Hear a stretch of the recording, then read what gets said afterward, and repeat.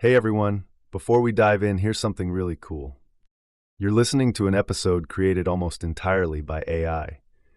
From the script to the voice, this is part of the AI Takeover series by Blockchain DXB, where we explore what's possible when humans hand over the mic to machines. There's little to no human involvement, and that's what makes this episode so powerful. Welcome to the future of content creation. Let's get into it. This episode is powered by Amana, the region's first and fastest growing regulated all-in-one trading and investing app. Whether you're looking to invest in US stocks like Apple or Tesla, or MENA giants like Adinoc or Salik, Amana puts the financial market at your fingertips. You also get access to gold, foreign exchange, ETFs, futures, and commodities. With over 375 assets to choose from, they've got the largest crypto selection in the region. And listen, guys, if you want to build long-term wealth without thinking about it every day and want to automate your investing, just set your monthly budget, choose your preferred categories, and let Amana do the rest. No fees, no lockups, and 100% customizable. Even better, funding your account is frictionless, and funding your account is easier than ever. You can fund your account with Apple Pay, Google Pay, credit cards, instant bank deposits, and even your crypto wallet. No friction, no hassle. And if you get stuck, Amana offers 24/6 real human customer support and personalized sales assistance. Because you're part of the Blockchain DXB community, you get an exclusive offer. Register with the code BlockchainDXB and make at least one trade to receive a $100 trading bonus credited to your account the following month. So what are you waiting for? Download the Amana app now. The link and code are in the show notes. Next up, Blockchain DXB is proud to be the official media partner for one of the biggest blockchain events of the year, the Blockchain Futurist Conference. For the first time ever, North America's leading crypto event is heading to the United States, taking place at the iconic Guitar Hotel at Hard Rock in Hollywood, Florida.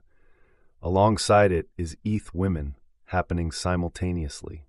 Expect multi-stage panels, NFT galleries, DeFi showcases, tech demos, metaverse experiences, and more, all under one roof. It's where the smartest minds in blockchain, crypto, and AI will converge.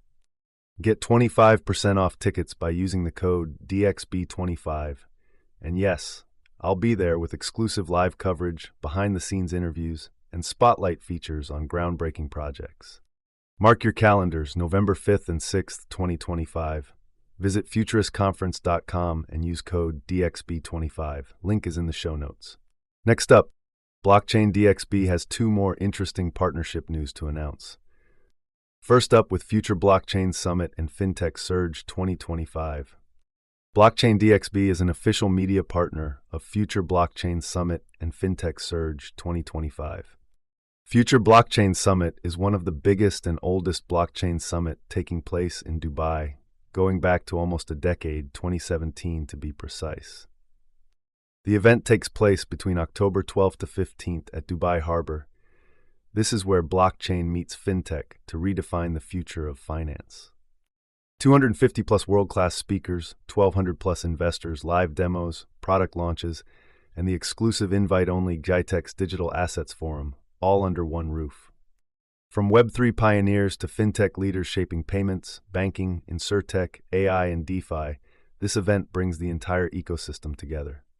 Startups, this is your launchpad. Get in front of top VCs, accelerators, and industry leaders. For blockchain and fintech companies, this is where connections turn into partnerships and dreams turn into exits. Register today at futureblockchainsummit.com. Don't just watch the future unfold, own your space in it.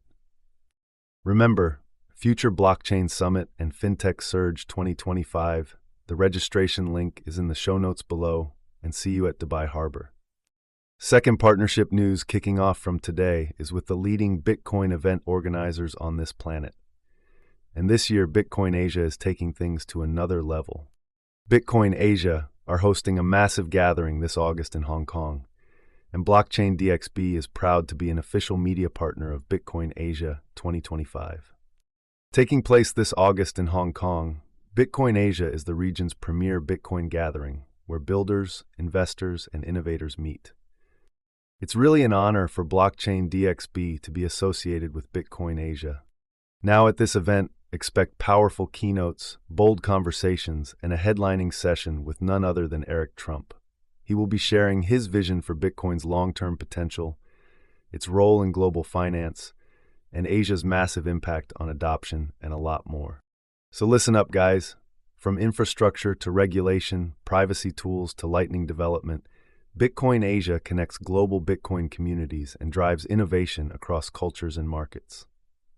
And as part of this partnership, you can register for the Bitcoin Asia using the code DXB. All the details are in the show notes below. If Bitcoin's in your blood, this is your event. So, register today at asia.btc and don't forget to use code DXB for 10% off your tickets. Bitcoin Asia 2025, Hong Kong is calling. Be part of the future of Bitcoin. Next up, Advanced Media is the largest distributor of professional video, photography, cinema, and broadcast accessories in the Middle East. They represent over 100 major brands, including DJI, Hasselblad, Red, and Rode. The mic I'm using to record this? Sponsored by Advanced Media. But what really sets them apart is their commitment to purpose. People, planet, and prosperity. That's not just branding, it's their actual business model. They've partnered with SAE Institute in Dubai to offer scholarships to students pursuing a bachelor's degree in filmmaking, each worth AED 50,000. They also run regular workshops, training programs, and tech showcases across the region. For more info, visit amt.t, that's amt.tv. Finally, let's talk about something every crypto investor should take seriously: security. And that's where Ledger comes in. Ledger is one of the most trusted names in crypto security.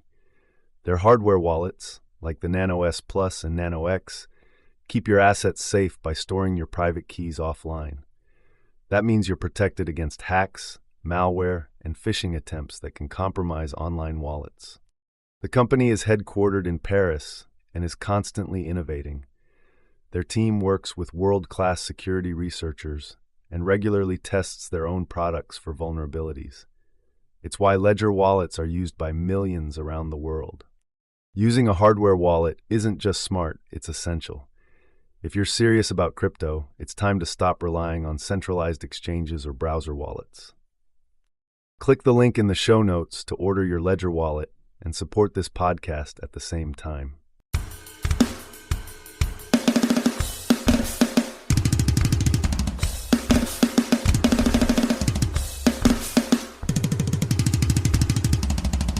Welcome back to the Deep Dive.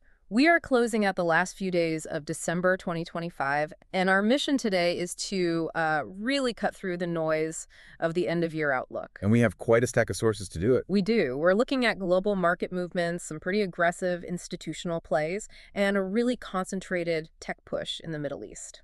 And the central discovery, I think, is this bizarre, almost deceptive stability in the crypto market. Exactly. It's masking these truly transformative maneuvers happening across AI, financial transparency, and, the very nature of digital money. It's absolutely right. For you, the listener, we're trying to connect data points that usually just sit in isolation. So we're looking at quantitative market data, landmark acquisitions. Right, and crucial regulatory news, especially around CBDCs, and then linking that directly to what's happening in the UAE with artificial intelligence and real-world asset tokenization. The goal here is to give you the critical context you need before you step into 2026. This isn't just about news. No, it's about identifying the deep friction points between, say, decentralized ideals and this emerging institutional reality.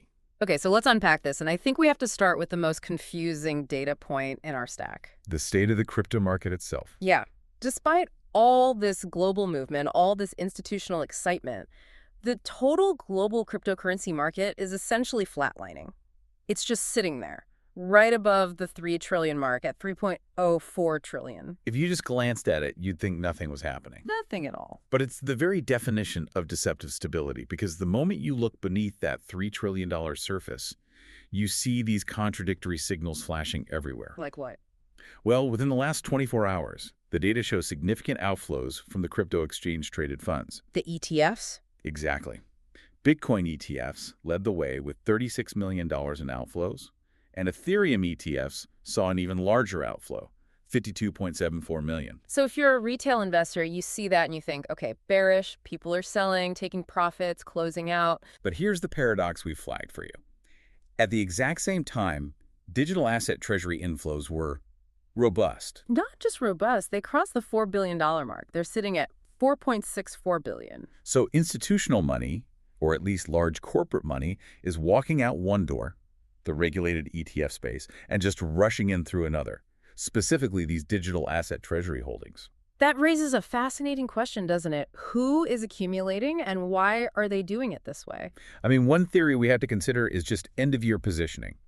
Are some institutions using the ETF for, say, quick hedges or tax loss harvesting while they're simultaneously accumulating in private, non-ETF treasuries? Because they see a massive opportunity coming in Q1 2026. It suggests really complex, high-level stuff, not simple retail selling. And to add to that confusion, the grassroots market, decentralized finance or DeFi, it looks pretty suppressed. Oh, very. 24-hour DX volume is low, just under 10 billion at 9.85 billion. And DX dominance is also low, only about 26%. So small-scale trading is quiet, but these massive capital movements are happening in the more opaque treasury world. And this stability, it feels temporary, especially as we head into what is historically a minefield. January.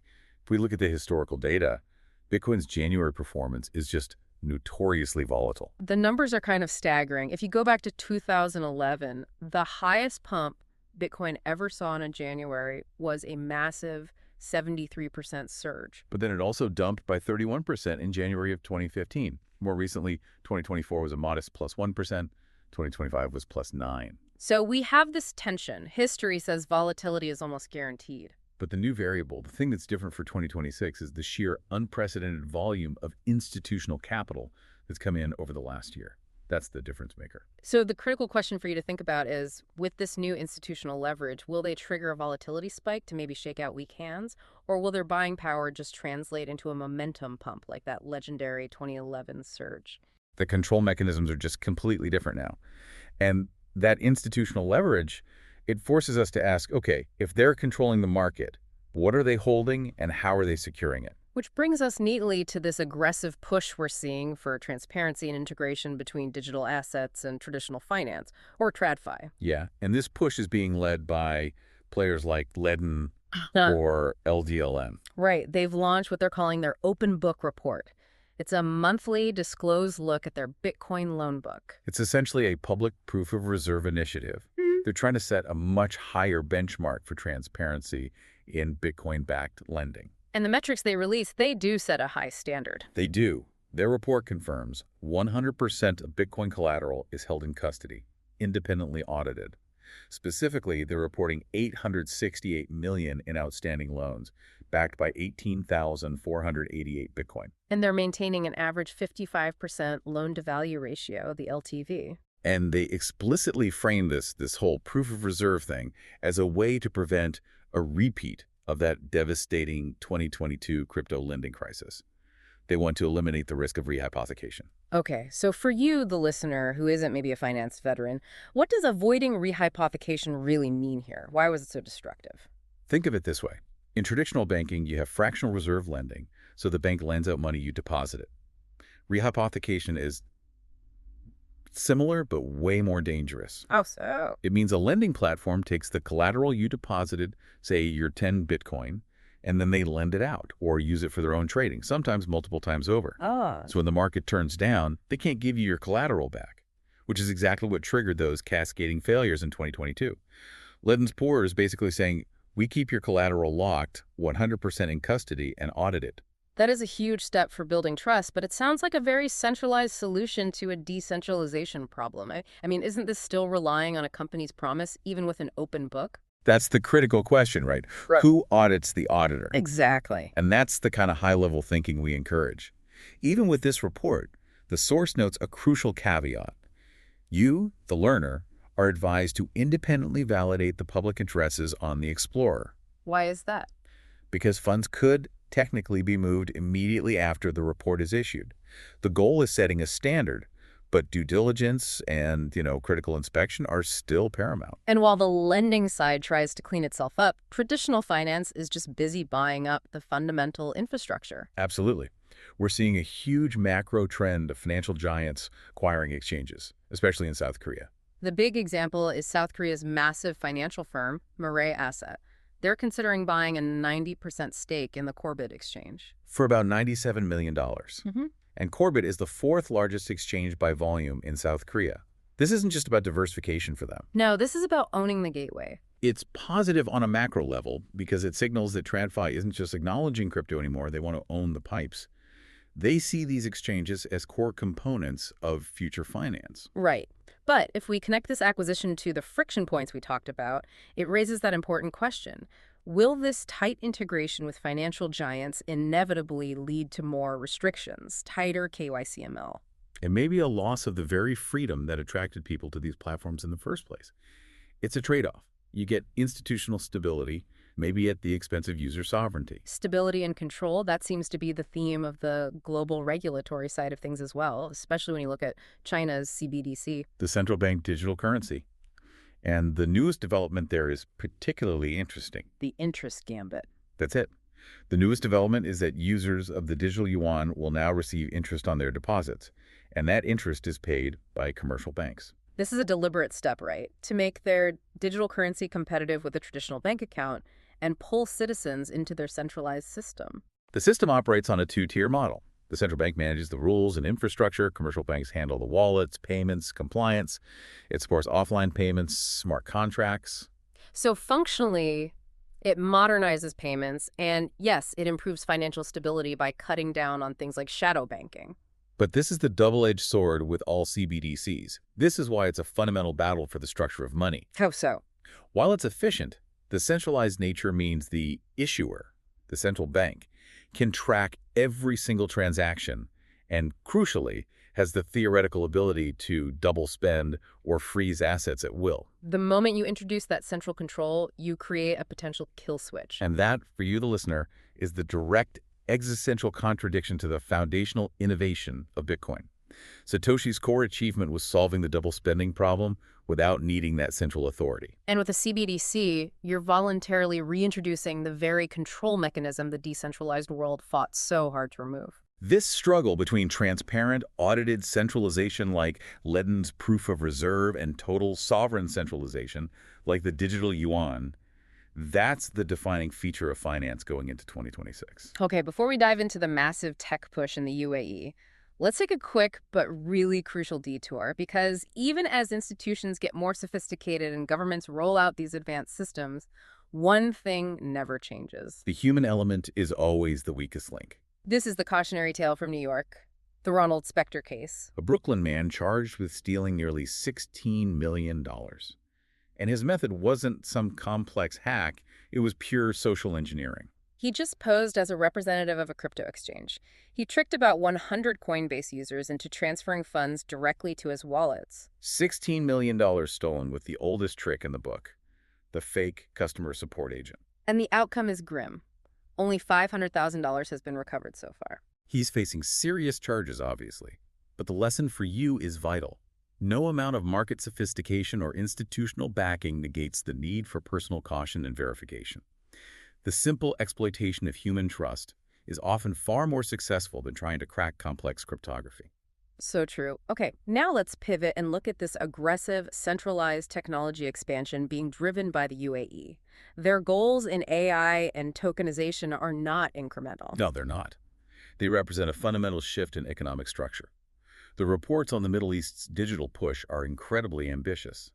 The UAE will need to add a massive 1 million workers by 2030, just for specialized tech and AI roles. 1 million workers. That's a 12.1% workforce growth. That's one of the highest growth forecasts globally among advanced economies. And what's fascinating is the global contrast. This expansion is targeting high-impact sectors like manufacturing, education, finance, healthcare. Yet the source notes that countries like Germany and Japan are simultaneously expected to see their workforce shrink because of demographics. It just shows this concentrated, intentional growth in the UAE. They are actively importing the skills they need to transform their entire economy. And the job outlook isn't one of replacement. The prediction is AI will boost overall job growth. But it's going to require radical upskilling and augmentation, this collaboration between human intelligence and AI becoming the new norm. And we have a really concrete, high-impact example of this in healthcare with Pure Health. They've introduced a tool called NAD. What is NAD? NAD is an AI-based tool designed to help doctors with real-time documentation of medical notes during patient visits. It's already in a pilot in selected UAE facilities, and the efficiency stats are just remarkable. They show how AI changes workflow immediately. And this is where it gets really interesting for you. The tool is reported to save clinicians more than 2 hours every single day. That's not a minor tweak. That's a quarter of their working day recovered. And it simultaneously improves the quality of the documentation and enhances the doctor-patient engagement because the doctor can maintain eye contact instead of typing. It cuts admin tasks by half. This is the practical application of AI that moves way beyond simple chatbots. It's shifting healthcare from just digitizing records to a cognitive AI-supported system where human focus is maximized. And finally, we have to touch on the UAE's increasing focus on real-world asset tokenization, or RWA. This is that crucial intersection where digital assets meet massive, tangible, global assets. The interest is massive. Yeah. And it's heavily focused on infrastructure. If you look at the top 5 RWA protocols by market cap, you see Chainlink at the top with $8.7 billion. Largely because of their cross-chain interoperability protocol, CCIP. Which is critical because it allows tokenized assets to move securely between different blockchains. It ensures that the token representing, say, a building can be used no matter which network the buyer is on. And following Chainlink, you have Dello at almost $7 billion, Avalanche at $5.3, Hedera at $4.8, and then gold tokenization at $1.7 billion. But the real insight here, I think, is the active technical debate that's happening around the foundational architecture. What's that debate? Well, the specific viewpoint in the sources is that RWA tokenization might actually be best suited for the Liquid network, which is a Bitcoin sidechain, rather than deploying on established platforms like Ethereum or Solana. So why is that? The core idea is simple. You trade some smart contract flexibility for the ironclad, immutable security model of the Bitcoin ecosystem, especially when you're tokenizing massive long-term assets like real estate or commodities. So the argument is, if you're tokenizing trillions of dollars in real-world infrastructure, you prioritize the deep security and decentralization of Bitcoin over the complex application flexibility of other chains. It's a philosophical fork in the road for the future of finance, and speaks perfectly to that ongoing friction we started with. Security versus flexibility, control versus decentralization. What a density of information to close out the year. We started with that market stability that is clearly masking heavy institutional friction. Covered the crucial necessity of transparency in lending. And finished with the focused, rapid expansion of AI and RWA adoption in the UAE. I think the main takeaway for you is this. As traditional finance integrates further into digital assets, you see it with the Corbett acquisition, the push for transparency from Ledn, and as centralized digital currencies like China's CBDC gain traction by offering interest. The core tenets of decentralized assets are being severely tested. They are. The battle moving forward is fundamentally for control, for transparency, and for the underlying structure of money itself. And that brings us to our final provocative thought for you to mull over as you prepare for 2026. Given the historical evidence of Bitcoin's wild volatility in January, where the price has swung from up 73% to down 31%, and the current aggressive, almost stealthy accumulation push by institutional investors, what is the single most likely driver for significant price action in January 2026? Is it historical precedent, driven by market cycles? Or is it new institutional leverage, driven by calculated, forward-looking positioning? Think about how those two forces might play out, and we'll catch you on the next deep dive.